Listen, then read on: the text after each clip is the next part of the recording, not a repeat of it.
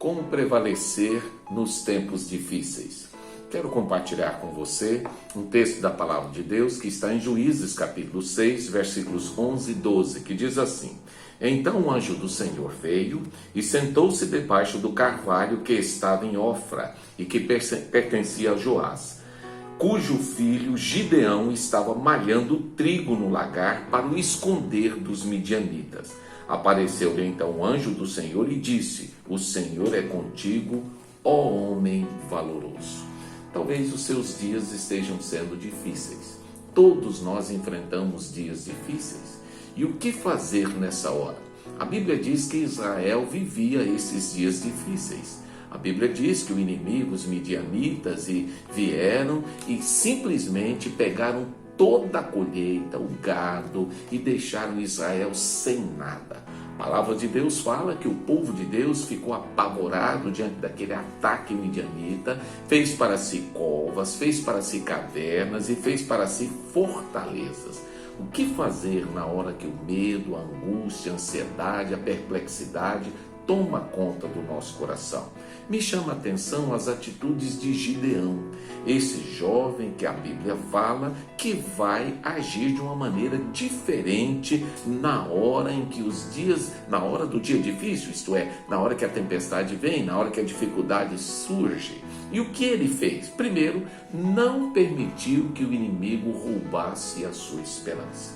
Há algo que não pode sair do nosso coração: a esperança. E o que mostra que Gideão não permitiu isso? 3 atitudes. Primeiro, ele agiu com determinação. A palavra de Deus fala que ele transformou o lagar, que era onde se pisava a uva para produzir o vinho, não é? O suco de uva, ele transformou o lagar num lugar para malhar o trigo.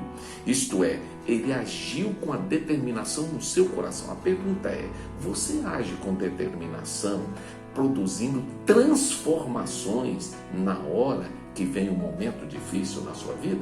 Segunda atitude que a Bíblia fala é que ele agiu com coragem, ele enfrentou os seus medos.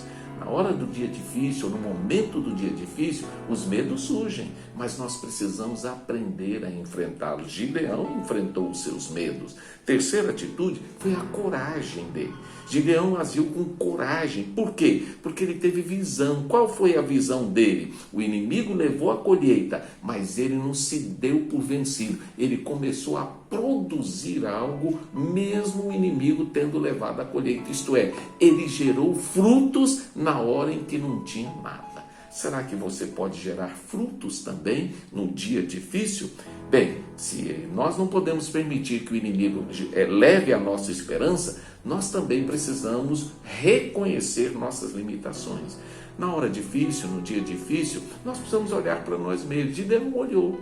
E quando ele olhou para si mesmo, ele também percebeu, primeiro, que ele não tinha como livrar Israel.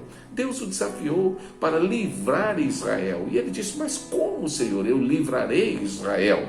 E aí ele aponta 2 dificuldades dele. Primeira dificuldade, ele diz assim: eu sou o menor, o pequeno, eu sou o pequenininho da minha família, a menor expressão. Olha, Deus não está preocupado com o seu tamanho. Deus não está preocupado com os recursos que você tem. Deus quer usar você, seja você do tamanho que for. Mesmo que seja pequeno, mesmo que seja uma pessoa que você se enxergue e sem possibilidade, Deus é capaz de usar você. A outra coisa que nós percebemos é que ele fala: minha família é a mais pobre de Manassés. Pobreza, nesse caso aqui, significa que eles não tinham poderio econômico para enfrentar aquele momento difícil. Mas Deus não estava interessado nisso, se a família era rica, se tinha condições ou não. O que Deus queria mesmo era disponibilidade. E aí eu olho para esse texto e eu percebo que, além de não perder a esperança, além de enfrentar as suas limitações, Gideão abriu o coração para Deus. Sabe por quê? Porque a Bíblia fala assim, que Deus o chamou de varão valoroso e Deus falou com ele que era com ele. Primeira coisa que nós percebemos aqui é que Deus dá valor àquilo que nós não damos. Gideão não dava valor a si mesmo.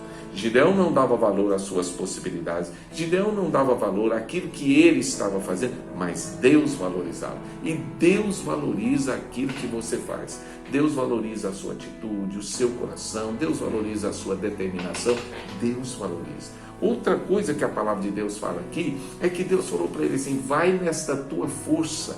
Mas que força? Gideão não se via cheio de força. A verdade é que nós temos um potencial dentro de nós que só Deus enxerga. E Deus vê o potencial que tem dentro de você. Talvez você não esteja vendo, mas Deus vê. Então é necessário que, numa hora como essa, é necessário abrir o coração para Deus. Deixar Deus usar o que Ele vê de valor em mim e a força que eu mesmo não enxergo, mas que Deus já viu. O texto bíblico fala também que Gideão decidiu obedecer a Deus.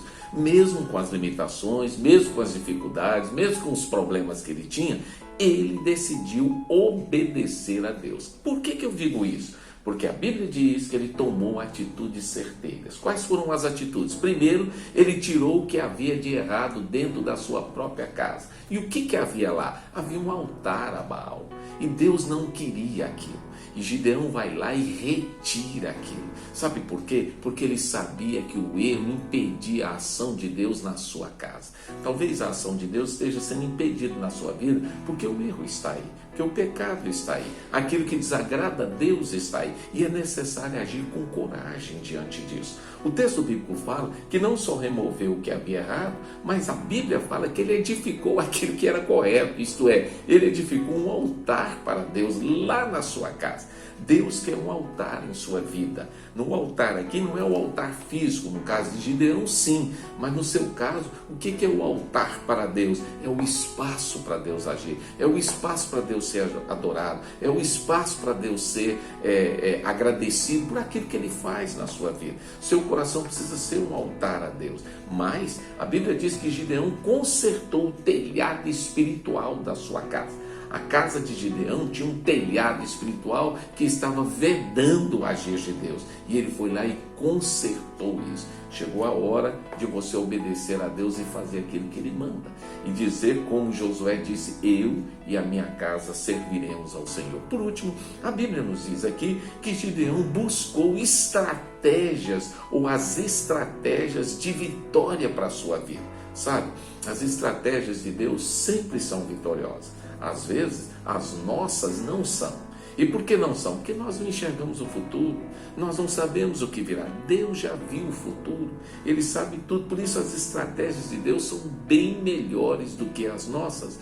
E é importante você saber de uma coisa: em cada desafio, Deus nos dá uma estratégia nova. Nem sempre Deus vai usar a mesma estratégia com a gente e nem vai usar a estratégia que usou comigo com o outro. Por quê? Porque Deus é inventivo, Ele cria coisas novas e talvez Ele tenha uma estratégia nova para a sua vitória. O texto bíblico nos fala também que as estratégias de Deus requerem de nós, pelo menos, dependência, confiança e ousadia. Se você for usar a estratégia de Deus, mas não depender dele, não vai funcionar. Lembre-se que Deus precisa estar à frente. Quando Deus nos dá a estratégia, Ele nos dá a estratégia não para que a gente confie em nós mesmos, mas para a gente confiar nele. Quando Gideão vai enfrentar os seus inimigos, ele vai com a estratégia de Deus, mas ele diz pelo Senhor e por Gideão. É o Senhor que está na frente, é a espada do Senhor quem está na frente, não é Gideão, é ele, é dependência. A segunda coisa que ele fala é confiança. Não dá para a gente usar a estratégia de Deus se a gente não confia, se a gente tem medo, se a gente recua. Deus usou soldados inimigos para gerar confiança no coração de Gideão. E a última coisa que a Bíblia fala aqui é ousadia. Se você não tiver ousadia, você não vai conquistar a vitória, mesmo usando a estratégia de Deus. Gideão foi ousado. A Bíblia diz que ele subiu a montanha, levou os cântaros vazios, as tochas acesas e as espadas. E o texto bíblico fala que naquela hora, então, e as trombetas melhor, e ele então toca a trombeta, o texto bíblico fala isso, quebra os cântaros vazios e ergue as tochas. E o texto bíblico diz que diante disso, o que acontece? A vitória plena. Deus proporcionou a vitória porque houve dependência, porque houve confiança e ousadia. Pastor, o que eu devo fazer então para prevalecer nos dias difíceis? Vivemos dias difíceis. Eu e você estamos enfrentando os dias difíceis. O que podemos fazer? Primeiro, não permita que o inimigo roube a sua esperança. A nossa esperança é o Senhor.